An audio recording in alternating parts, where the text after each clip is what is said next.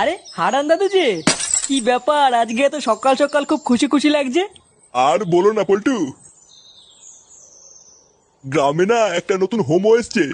আমাকে একটু আগে রাস্তায় ডেকে বললো 10 টাকা দাও হ্যান্ডেল মেরে দেবো। সেই যে কি মজা গো পল্টু, আর কি বলবো। সকাল সকাল মনটা পুরো ভালো হয়ে গেল। কি বললা? 10 টাকা দিয়ে হ্যান্ডেল মেরে দিল? তা নয় তো আর কি বলছি গো ফুটো। তোমরা কিন্তু আবার এইসব কথা কাউকে বলো না, ঠিক আছে? এই না না দাদু, আমরা কাউকে বলবো না। লেওরা তুমি কাউকে বলো না। আচ্ছা আচ্ছা, ঠিক আছে ঠিক আছে।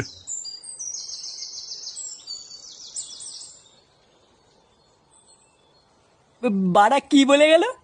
গ্রামে একটা নতুন হোমো এসছে, 10 টাকা দিয়ে হ্যান্ডেল মেরে দিল? পল্টুদা, এটা ফুটো শালার কাজ না তো? আমারও তো বাড়া তাই মনে হচ্ছে রে।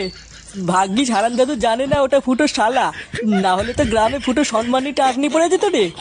বাড়া, চুদির ভাই তলে তলে এই ব্যবসা করছে। ফুটো, তুই কোনো চিন্তা করিস না। তোর শালাকে এই গ্রামে কেউ চেনে না, কোনো সমস্যা হবে না। হ্যাঁ, তুই কোনো চিন্তা করিস না। চল মদনের দোকান থেকে চা খেয়ে আসি।